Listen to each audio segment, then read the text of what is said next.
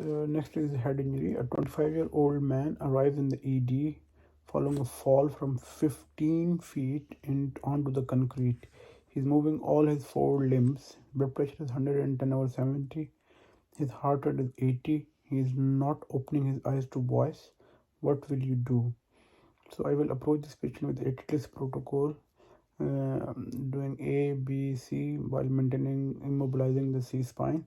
Then I will obtain the intravenous access by 2 large bull cannulae, perform primary and secondary survey to include thorough immunological examination, send blood for FPC, UNEs, amylase, coagulation, and blood sugar, and group and save. Request a portable chest X-ray, pelvic X-ray, and obtain urgent CT imaging of his head to rule out intracranial injury, primary brain injury, and cerebral bifid as a cause of his lower GCS. His primary survey is clear, including normal pelvic and chest X-ray. He has a laceration over his occiput with a bogey underlying hematoma. His GCS is 13. What will you do? So this patient has a head injury and needs an urgent CT scan of his head, spine, and given the height of his fall, his chest, abdomen, and pelvis should also be imaged. What is cerebral perfusion pressure? Cerebral perfusion pressure is equal to MAP minus intercerebral pressure, and MAP is equal to 1/3 of the pulse pressure plus diastolic pressure. Decreasing in the intracranial pressure, increasing the MAP should increase the cerebral perfusion pressure. Blood pressure is not equivalent to blood flow or oxygen transfer, and the brain may be ischemic. What is Monro-Kelly doctrine?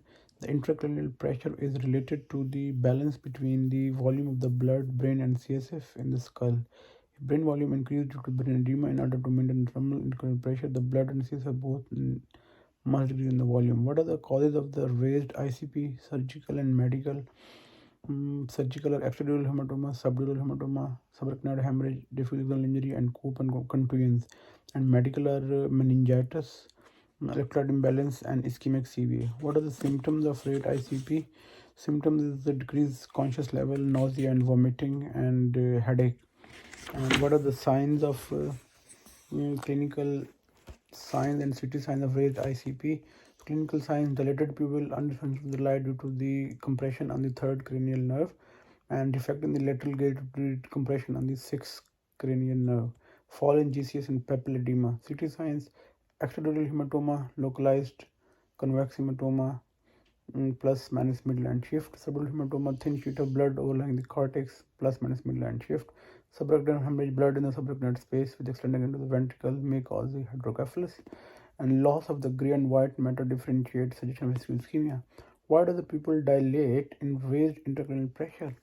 The oculomotor nerve is pushed against the free edge of the tentorium by a hematoma or brain swelling. This is a sign of impending tentorium herniating or coning. In some cases, the opposite pupil can be dilated. False localized sign. How will you best manage this patient? So intubate the patient to provide definitive airway and maintain cerebral oxygenation, and then rapidly transfer the patient to CT scanner to make the diagnosis.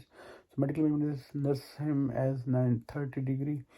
Aim to keep the carbon dioxide around 4.5 kilopascals. Monitor mannitol or hypotonic saline.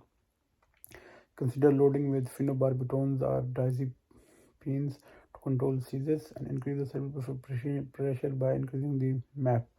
The CT scan demonstrates cerebral edema only, and the neurosurgeons advise conservative treatment in your ITU. What options are available to measure his intracranial pressure? There is two ways: non-invasive and invasive. Non-invasive is by transcranial Doppler, which can measure the flow in the middle cerebral artery.